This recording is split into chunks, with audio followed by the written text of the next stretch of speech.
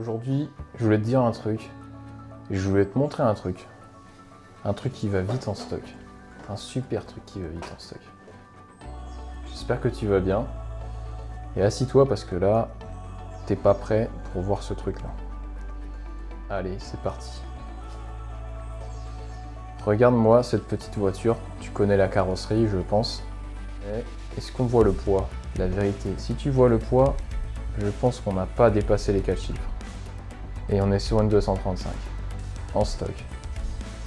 Je pense que c'est la voiture qu'il te faut. Est-ce que tu veux vraiment la voir? Est-ce que ça te donne envie une voiture comme ça, assez basse, assez élancée, rapide? Je te la montre ou pas? Allez, on est parti. Je la pose par terre.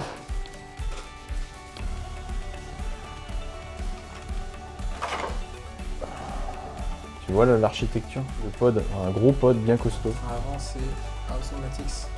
Exactement. Train avant Automatics, fusée Automatics. Voilà. Train avant simple, train avant fixe. Très efficace et ça correspond bien à la voiture.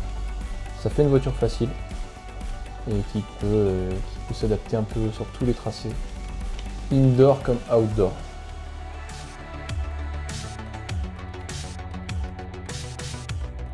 Alors maintenant, petite présentation technique sur cette magnifique voiture. Alors premièrement, maintenant on sait qu'elle est vraiment très légère parce qu'il n'y a aucune recherche de gain de poids dessus. On est sur de la visserie acier. Et puis c'est tout. On a un ventilateur. Voilà, on a des fils en 13. On a un gros condensateur mais qui pèse aussi son poids. Et voilà, et malgré tout, on a des pneus qui sont quand même à un diamètre raisonnable, donc pour aller vite en stock, mais aussi en modifié. Ici, on a un train avant Automatics. Maintenant, si on ne veut pas dépenser autant d'argent sur un train avant comme ça, on peut mettre un train avant Asso de 12e, on peut mettre un train avant Roche de 12e. Donc, il y a beaucoup de possibilités. Maintenant, ce qui est intéressant aussi avec cette voiture, c'est que là, tu as pu remarquer que j'utilise un servo de 12, mais en réalité, c'est pas du tout obligatoire. Ici, on peut placer tous les servos qu'on veut. Du profil bas 1/10, n'importe quel servo de 12e, de n'importe quelle taille. Et on peut toujours régler la Karman facilement en desserrant ces deux vis-là. Avancer, reculer, c'est super. Ce qu'on avait vu, c'était la platine supérieure. Ici, il existe deux versions, une version courte comme celle-là, une version longue avec des tiges qui viennent à l'arrière se fixer là pour créer de la rigidité en fait au niveau de l'arrière de la voiture. Donc en stock, c'est plus intéressant d'avoir de la souplesse, donc je vais laisser comme ça. Ensuite, là, comme tu peux le constater, on peut placer des links latéraux plus petits. Là, ce sont des longs, on peut mettre les courts et ça fait tout de suite une voiture beaucoup plus agressive, beaucoup plus réactive dans les virages. Mais en réalité, étant donné qu'elle a déjà un petit gabarit en termes de voie et d'empattement, elle est déjà assez vive comme ça.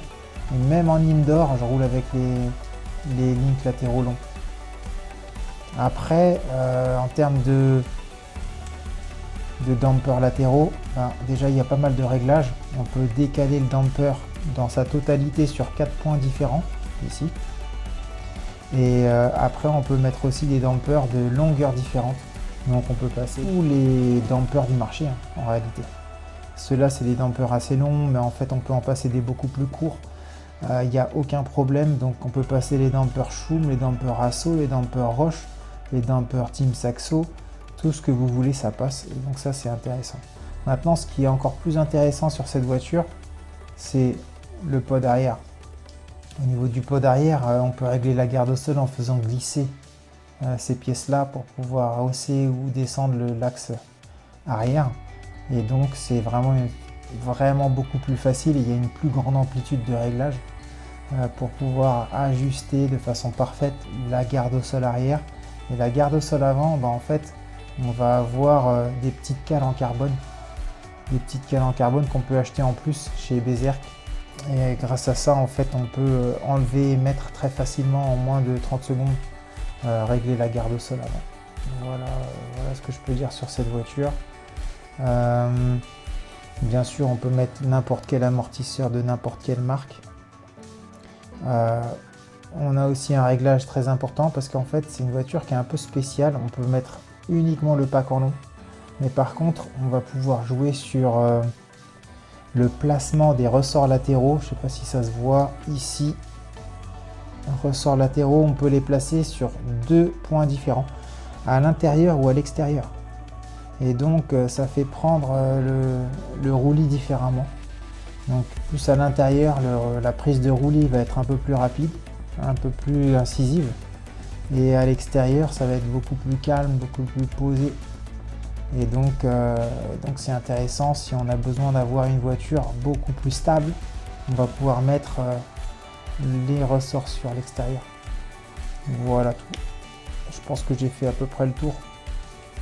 Le pack d'accu se monte là. Il y a une chose dont j'ai pas parlé, très importante, c'est le pivot. Le pivot, ici c'est un pivot X-Ray 2023. Et en fait, tous les pivots old school, en partant du Rush, Asso, même je crois le CRC, le Team Saxo, ce sont les mêmes. Et en fait, cette voiture, elle est faite pour fonctionner avec ces vieux pivots là. Voilà ce que je peux dire sur cette voiture.